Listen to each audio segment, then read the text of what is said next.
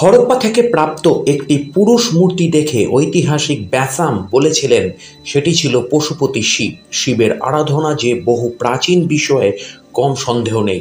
বৈদিক যুগের প্রথমে শিবকে দেবতারূপে আমরা পাই না, কিন্তু তার প্রতিরূপ রুদ্রকে ঋগ্বেদের একটি সূক্তে পাওয়া যায়। উত্তর বৈদিক সাহিত্যে সত্যম শিবম সুন্দরম পদ পাওয়া যায়। অথর্ববেদে রুদ্র দেবতার 7 মুখ্য নাম পাওয়া যায়। শ্বেতাশতর উপনিষদে তাকে মহেশ্বর নামে অভিহিত করা হয়েছে। তিনি প্রকৃতি ও মায়ার অধীশ্বর। এই বিশ্বভুবন তারই বিভিন্ন রূপ ও অবয়ব দ্বারা পরিব্যাপ্ত। পাণিনি ও পতঞ্জলির মহাভাষ্যে স্কন্দ ও বিশাখার সাথে শিবের উল্লেখ পাওয়া যায়। বৌদ্ধ সাহিত্যেও শিবের উল্লেখ পাওয়া যায়। দীঘ নিকায় গ্রন্থে পেনহ ও ঈশানের নাম আছে। প্রথমটি বিষ্ণুর পালি রূপ, দ্বিতীয়টি শিবের আরেক নাম। মিলিন্দ পঞ্চহ জাতকাদি বৌদ্ধ গ্রন্থে শিবের নাম মাঝে মাঝে পাওয়া যায়। ভারতের উত্তর উত্তর পশ্চিম প্রান্তে শিব পুজোর বিশেষ প্রচলন ছিল। আলেকজান্ডার ভারত অভিযানে বলেছিলেন, পঞ্চনত প্রদেশের একাংশে সিভি নামে এক জাতির লোক বাস করত। তারা সম্ভবত শিব পুজো করতেন। খ্রিস্টপূর্ব যুগের এক গ্রিক ঐতিহাসিক হেকাটিয়াস বলেন, বৃষ অর্থাৎ শিবের বাহন গান্ধার প্রদেশের মানুষের উপাস্য দেবতা হিসেবে পূজিত হতো।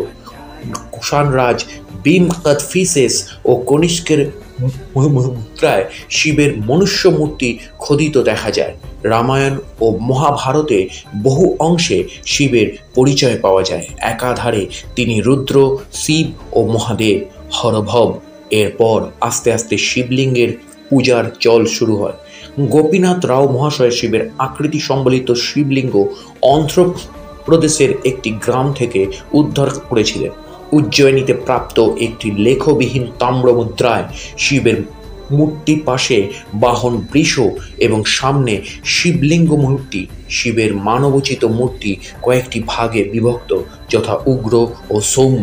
এই দেবতার পূজা তামিল, তেলেগু, কন্নড়ি প্রভৃতি ভাষাভাষী অঞ্চলে সুপ্রাচীন কাল থেকে প্রচলিত ছিল।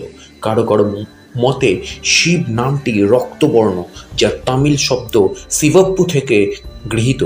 দক্ষিণ ভারতে প্রচুর শিব মন্দির নির্মিত হয়। পরে শুঙ্গ, কুষাণ, গুপ্ত যুগের শিল্পে ফুটে উঠেছে শিবের নানা রূপ। এমনকি বাংলার পাল আমলে যখন বৌদ্ধ ধর্মের এত রমরমা, তার মধ্যেও শিবের অস্তিত্ব কিন্তু বিলুপ্ত হয়নি। আবার সেন যুগে যখন শৈব ও শাক্ত ধর্মের প্রাধান্য বাড়তে থাকে, তখন লিঙ্গরূপ ছাড়াও কখনো নৃত্যরত শিব, উমা মহেশ্বর, কখনো বা অহরি শিব রূপে তিনি পূজিত হয়েছিলেন। তবে পরবর্তী সময়ে সুলতানি যুগের শেষে সমাজে বৈষ্ণব ধর্মের প্রাধান্যের জন্য মূর্তির চেয়ে লিঙ্গরূপেই শিব পূজার প্রাধান্য বাড়ে। অন্যান্য প্রদেশের মতন আমাদের বাংলায়ও শিবরাত্রির রয়েছে সুপ্রাচীন ইতিহাস। মন্দিরে মন্দিরে 4 প্রহরে বিশেষ পূজার্চনার পাশাপাশি কিছু কিছু জায়গায় বসে ঐতিহ্যবাহী মেলাও, যদিও মেলার সংখ্যা আগের তুলনায় কমেছে অনেক। বর্ধমানের 108 শিব মন্দির, হুগলির তারকেশ্বর শিব মন্দির, চুঁচুড়ার ষাণ্ডেশ্বর তলা, নৈহাটির বুড়ো শিবতলা, আতপুরের জোড়া শিবের মন্দির, হাটখোলার মোহাম্মদ রমজান লেনে প্রাচীন শিব মন্দির, কালীঘাটের নকুলেশ্বর তলা কিংবা খিদিরপুরের ভূকৈলাস রাজবাড়ির শিব মন্দিরেও সাড়ম্বরে শিবরাত্রি পালিত হয়। দেবাদিদেব মহাদেব শিবের মহারাত্রি।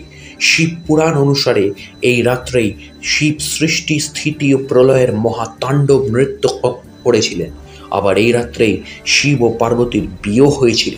অন্ধকার আর অজ্ঞতা দূর করার জন্য এই ব্রত পালিত হয়। একাধারে তিনি পঞ্চানন, তার 5টি আনন বা মুখ, আর 3টি নয়ন যেটি কপালে থাকে। সেই নয়নটি জ্ঞানের নয়ন।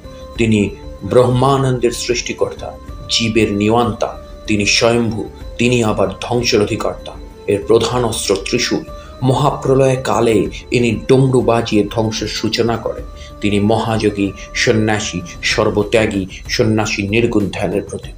তো এই ছিল শিবরাত্রির প্রেক্ষাপট, পুরাণ এবং ইতিহাস। এছাড়াও শিবরাত্রিতে একটি ব্যাধের কাহিনী প্রচলিত আছে, যেটি ব্রতকথা হিসেবে চলে আসছে বাংলা তথা ভারতবর্ষের জনমানসে, কিন্তু তার কোনো প্রামাণ্য নথি পাওয়া যায় না। যদিও পুরাণের প্রামাণ্য নথি পাওয়া অকিঞ্চিত এবং সেই কারণেই বিশ্বাসে মিলায় বস্তু তর্কে বহু। তো অবশ্যই আমার চ্যানেলটি সাবস্ক্রাইব করে বেল আইকনের অল নোটিফিকেশনটি অন করে রাখুন। লাগাতার ইনফরমেটিভ ভিডিও আমার চ্যানেল থেকে পাওয়ার জন্যে আমার চ্যানেলের সাথে জুড়ে থাকুন। এবং অবশ্যই শিবরাত্রি বা শিব পুজো করার প্রধান যে মন্ত্র সত্যম শিবম সুন্দরম, এবং শিব মানেই শিল্প, সংস্কৃতি, শিক্ষা, জ্ঞান, এবং শিব মানেই মোটিভেশন, শিব মানে ডেডিকেশন, শিব মানেই কিন্তু কনসেন্ট্রেশন। এই দিকগুলো খেয়াল রাখবেন। নমস্কার।